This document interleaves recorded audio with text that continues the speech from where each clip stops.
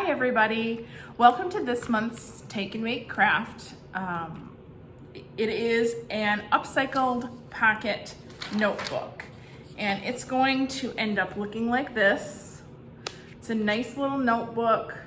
You would never know it's created from a cereal box.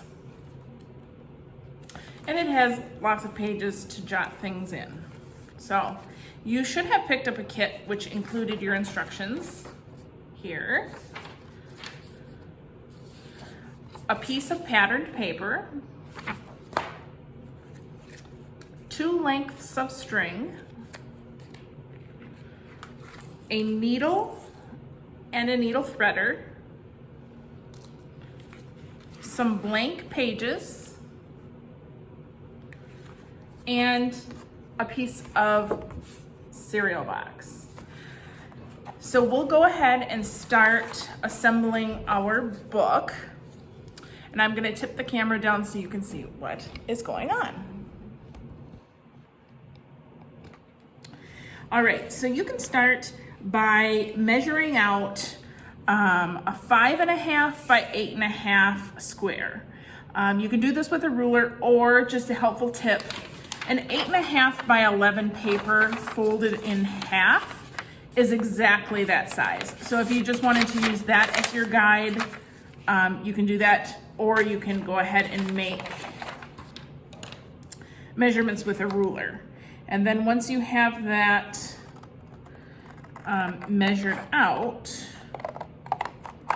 you can go ahead and cut it. So again, 8.5 by 5.5. That's gonna give you the size for your pocket notebook. They should slip easily into your backpack, your purse, pretty much anywhere to go. So this pattern side is going to be the inside, and we're gonna end up covering that up, but we'll have you fold this in half. This is gonna be your total size of your notebook. And the first thing we're gonna do is sew on our button. So I'm going to take one of the strings and show you how to thread a needle with a needle threader.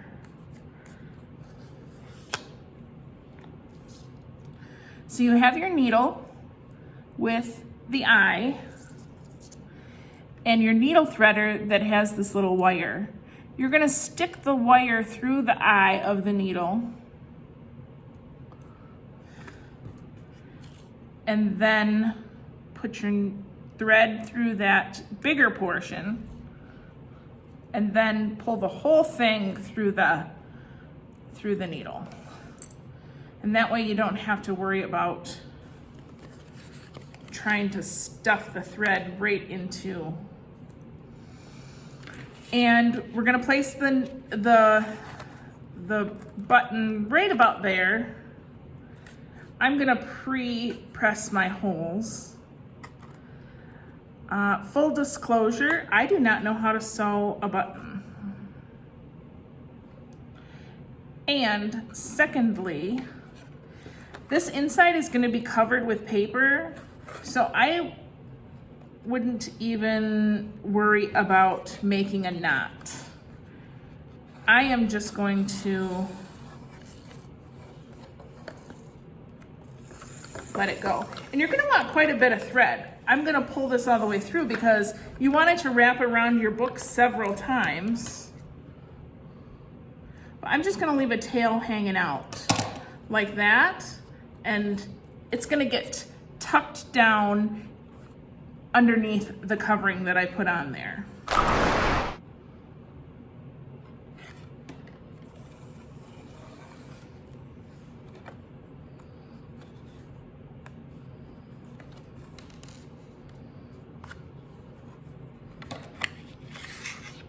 All right. So I've got my button sewn on. I've left the tail and the excess string inside. And now I'm going to cover that inside with my pattern paper, so you are not seeing any cereal box. So I've pre-measured my paper here. It's going to be slightly bigger than my cover, and I can just trim all that back later. I've also decided to go with two-way tape, but you could use glue, you could use rubber cement, whatever adhesive you choose. You're just going to have to figure in your drying time. And that's sort of why I decided to go with the double-sided tape, because I knew it would be an instant stick here.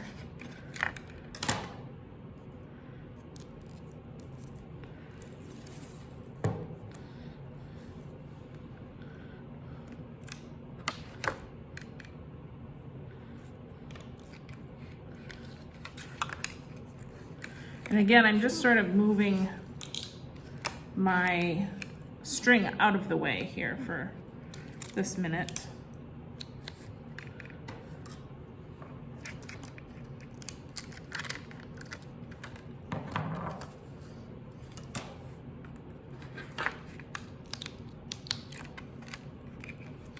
And then my last place, I'm just gonna put the tape directly over my string, so it's nice and tight underneath that layer.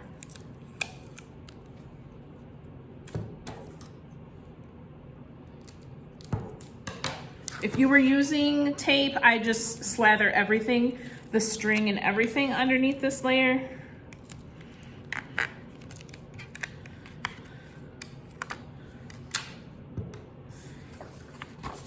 And then, of course, we want to see our pattern, so I would affix it just like that.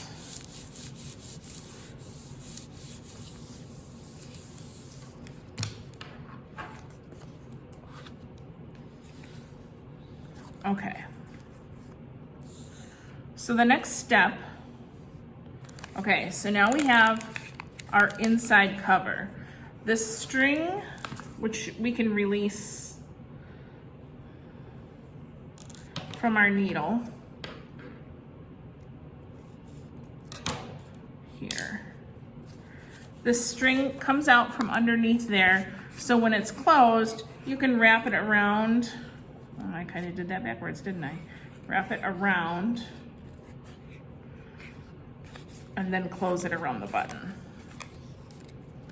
So you can choose to take some extra off. Just don't trim it too short, because it's never gonna go around the same every time you close it. Or you can choose to just leave the button off completely. It's totally up to you. So the next part that we do, I'm not gonna lie, it's a little tedious and a little difficult, but I have faith in you. So you can choose to use all of the papers that came in your kit, or you can use half the amount of papers, or if you have a specific number in mind you would like to fill your notebook with, you can do so. What I would suggest is pre-poking your needle holes with something sharp. I took a thumbtack. Most of you have already, if not all, picked up your kits already. Otherwise, I would have just thrown a thumbtack in there. If you happen to need one, just stop by the library and we can give you a thumbtack. Now this particular, I had already started. I divided my papers in half because it's almost impossible to punch through all the way. If you're using all the papers, punch it in half, then lay your punched on top and continue through the rest of them, so all of your holes line up. And then once you have your papers punched, then you're gonna wanna line up where you want your pages to fit inside the book and start pre-punching through the spine.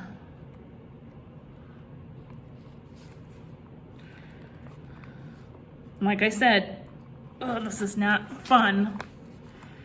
It's a little hard, but I have faith that you guys can do it. But what I see here is it's moving around a lot. So I think I'm going to stop just with my very first punch and reload my needle so that I can sew as I go, and then my holes will still stay lined up and it'll sort of hold my paper in place. So don't get mixed up with the string that's gonna ultimately hold your book.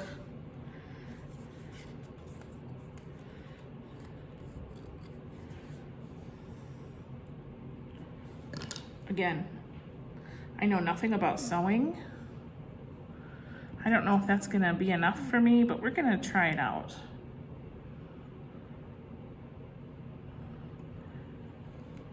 So if you guys ever see me demoing some sort of sewing craft, you can probably assume I've been taken against my will.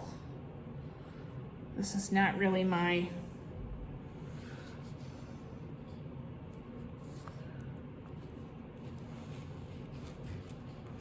in my wheelhouse. Okay, so you're not gonna worry about seeing your stitches because we're gonna end up covering that. So I'm going to press through and then find the first hole I made. There we go. To line it all up and then put my needle through there.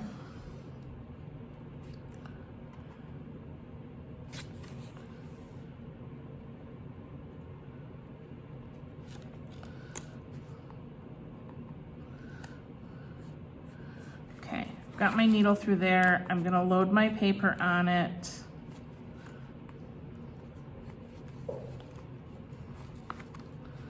There. That I'm hoping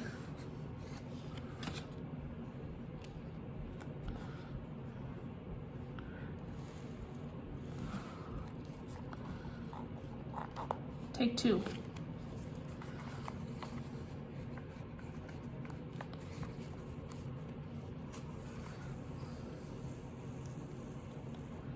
Okay. Don't want to go all the way through.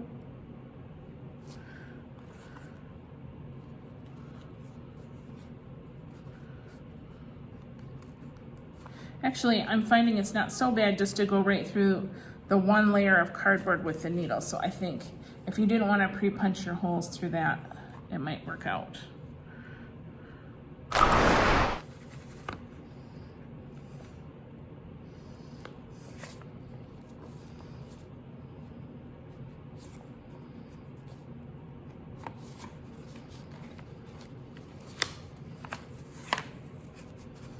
All right. I seem to get into a pretty good rhythm, letting the table do some of my pushing work.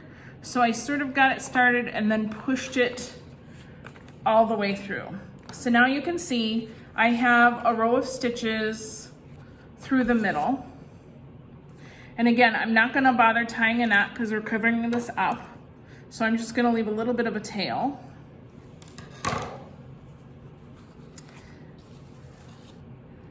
Remember not to get your closing string caught up in things. I'll get rid of that, it's unnecessary. And then now we're gonna take the remainder of our patterned paper and just cover the spine there. So not only does it look nice, but it's gonna cover up your stitching. So you can measure, you can just kind of eyeball, because no matter what, you're just going to end up covering the spine.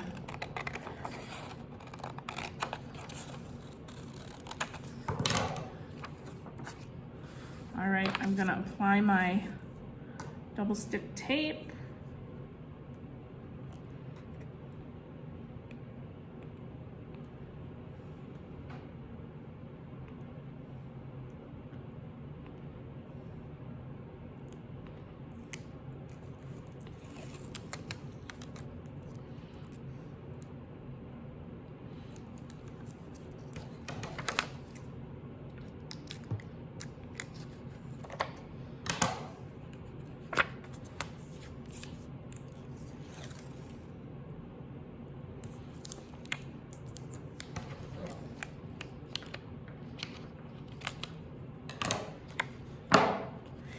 In this instance, no matter what you're using, I would get very close with adhesive to either end. As if you think about the wear and tear on this book, that's gonna start coming up. So make sure that you're very close to that edge. It will sort of reinforce everything and keep it wearing nicely.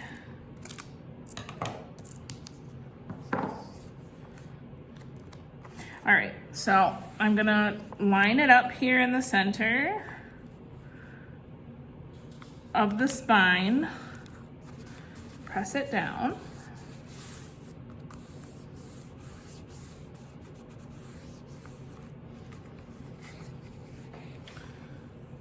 Here's my closing.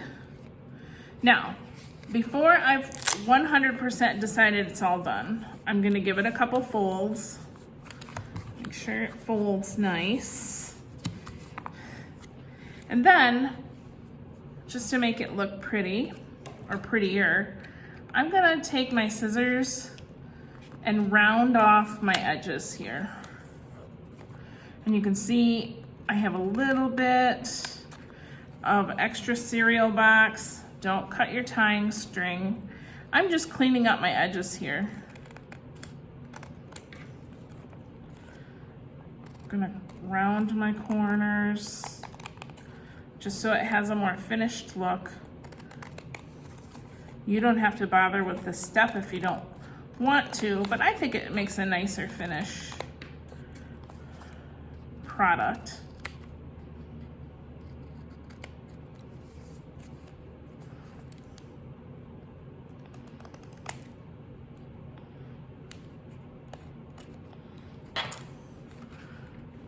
And finally my pages here.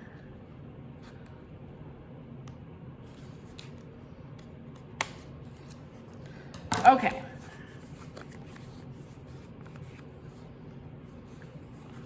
So now I can close my book, finish it up. I might want to go back, double check all my finish edge. But now you have this pocket notebook. What are you going to do with this pocket notebook, you might ask yourself? And I have a few ideas for you. Once I started thinking about ideas for these books, I figured I'm going to need about 10 of these. So you could probably start saving your cereal box.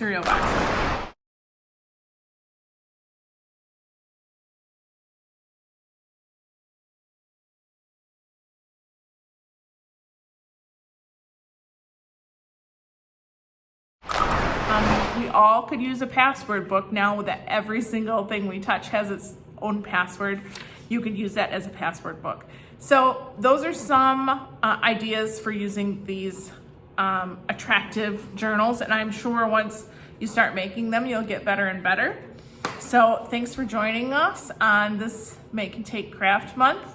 Have a good day, everybody.